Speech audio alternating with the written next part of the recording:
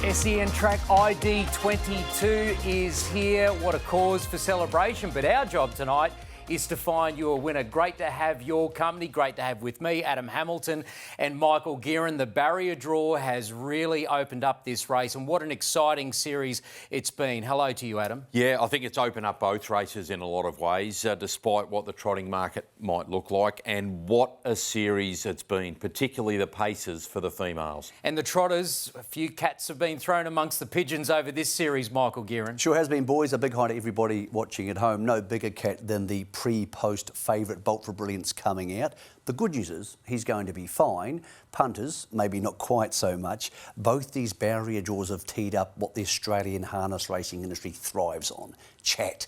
Who's going to do this? Who's going to do that? We don't know the answers. Let's try and find some.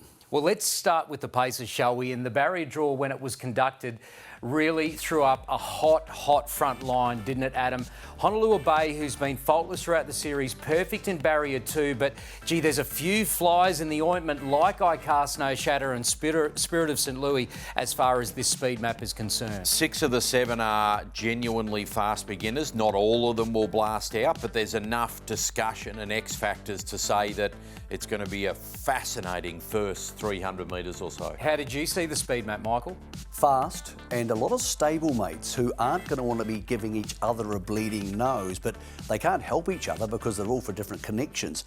Ironically, the horse who many would say is the worst horse on the front line, or the worst performed horse on the front line during the series, I Cast No Shadow, is the horse who holds the key to potentially who gets the lead, potentially who wins the Inter-Dominion. So for a thoroughbred audience that's joining us tonight, the Inter-Dominion is like the Melbourne Cup. It really is our great race, and we're celebrating some really great numbers in this year's series, primarily with Emma Stewart absolutely dominating. She's qualified 5 runners, won 7 of the 9 heats. In fact, 11 of the 13 are trained by women. This is girl power in 22. Belinda McCarthy, she's going into her 11th ID final. And what about the family legacy with Amanda Turnbull? Her grandfather Tony did it with Hondo Grattan, the Bathurst Bulldog in 73 and 74, Father Steve with Smooth Satin in 02. But really, Adam, it's all been about Emma Stewart this series. Incredible dominance, and that 5 in the final equals the record set back in 2019 by Mark Purdon and Natalie Rasmussen, and they got first and third in that Auckland final. But a formidable combination is Team McCarthy, who'll be desperate this year, Mick. Well, last year they first passed the post in the final, lost it in the inquiry room in a historic decision. I'm not sure in the time I've been following harness racing, I've seen a better prepared team than what we'll call the Stewart Tonkin team for this one. They've barely missed a beat, no horses underperformed in any heat, and they have crucial weapons: stamina, gate speed, home state advantage. It's their Inter-Dominion to lose, but of course there's plenty who are hoping they can assist with that. Well, let's talk to the person in question. Emma Stewart joins us. Emma, firstly, congratulations on such an incredible series. The Inter-Dominion is a race that you've never normally targeted, but in your backyard this year, things have worked out to perfection so far. Yeah, they have. You know, it's sort of one of those things that we've sort of focused more on the juvenile horses. So this is in our backyard this year, and we've got a great team of older horses. So I'm really looking forward to it. Emma, Honolulu Bay has been unbeaten in the series. He's won from in front. He's won from very wide on the track, which is incredibly hard to do. He looks a horse in the zone and he gets barrier 2. Tick, tick and tick.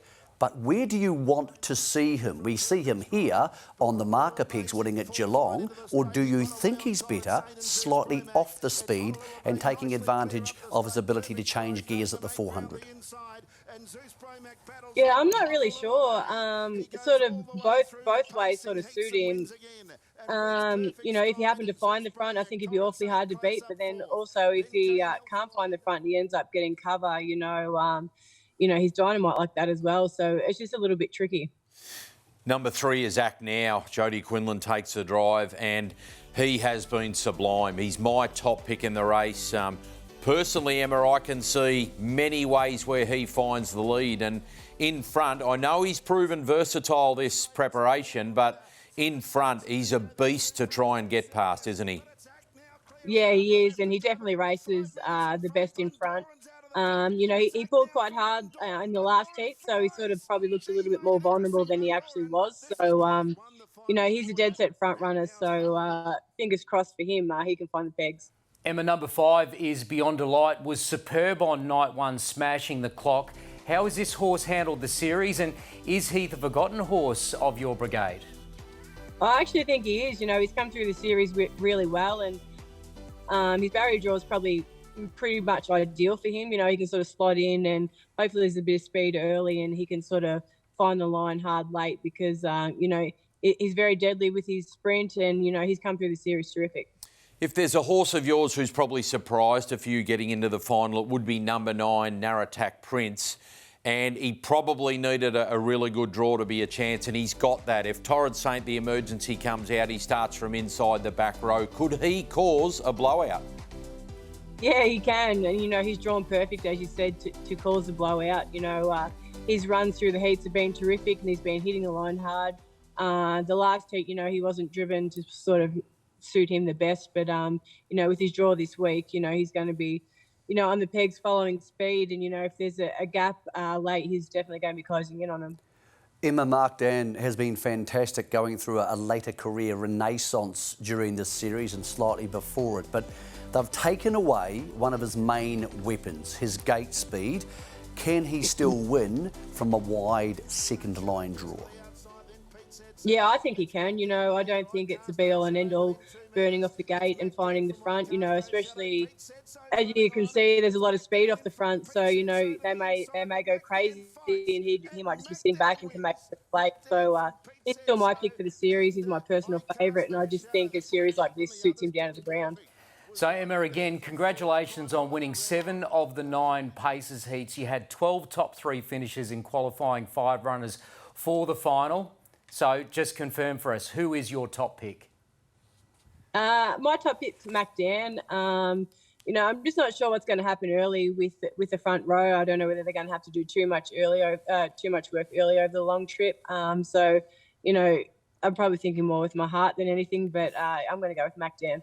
Well, Emma, congratulations again on an incredible series so far. Good luck on Saturday night, and hopefully a little bit more history to be created. Thanks for joining us.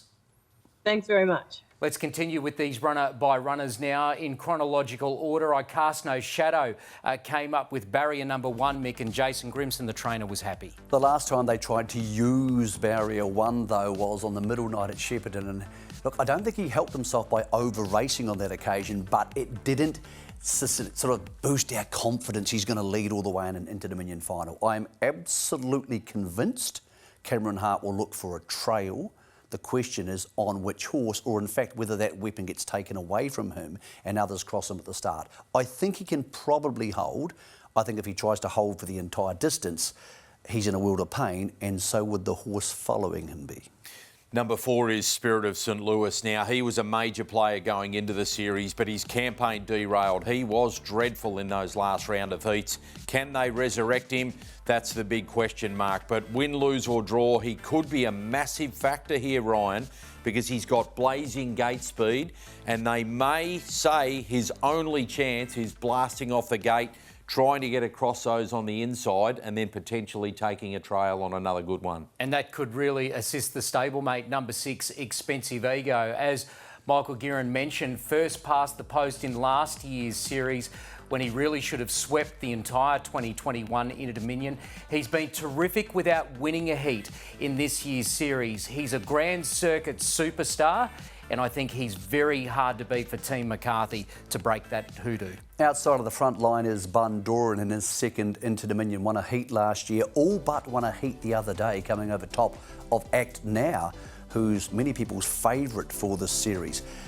Amanda Turnbull has no choice. She has to go back at the start. She will want fireworks. She will want to not be involved in those fireworks. If, and it doesn't happen very often at Melton, it becomes a swooper's race, he's got a chance, but that is a very hard way to win an Inter-Dominion. Wearing number 8 off the back row will be Torrid Saint, if it should get a start. Congratulations to Julie Douglas and the Connections qualifying Torrid Saint, a horse with gate speed. So if it does get a start, maybe the back row draw might help it to be a rough place chance. Then moving over to Zeus Bromack, who is number 10. Mick, you wanted to give a comment about this guy. I think he's very strong, and therefore I think the series wouldn't have hurt him. He's really been in a position in the series to actually win. I think he'll cop the distance. I just think that from 2 on the second line, he has to hope he's following through the right horse. I see him at best being 4 back on the outside. So yes, he has a chance to swoop again. Very similar to Bundoran, very similar quality horse to Bundoran. The actions of those in front of him will probably determine his percentage chances in the race. And number 12 is one of the outsiders, Pete said, so really needed a better draw than this. Has built through the series. Best run was in those third rounds of heats at Geelong last Saturday night. Another female trained runner, Kerry-Ann Morris, with her husband Robbie. But I think the draw has probably ruined his chances. And number 13 is Better Eclipse. Unlucky for some, but is this lucky for Jess Tubbs and Greg Sugars? I'll tell you why. Because Better Eclipse's 2 best career runs were in the Chariots of Fire when he was pulled back at the start and driven for luck. In the Miracle Mile where he was pulled back at the start and driven for luck. He has no option but again to be driven for luck from number 13 in this race. Could this be a peak performance for Better Eclipse? Yes, he didn't run well on the final night, guys, but we know this horse's ability. It's a terrific field, isn't it? And really one of the more competitive Inter-Dominion Pacers finals we've seen for a while. And as we said at the very top, guys, the barrier draw has added so much intrigue to it. There is electric gate speed wherever you look on that front row.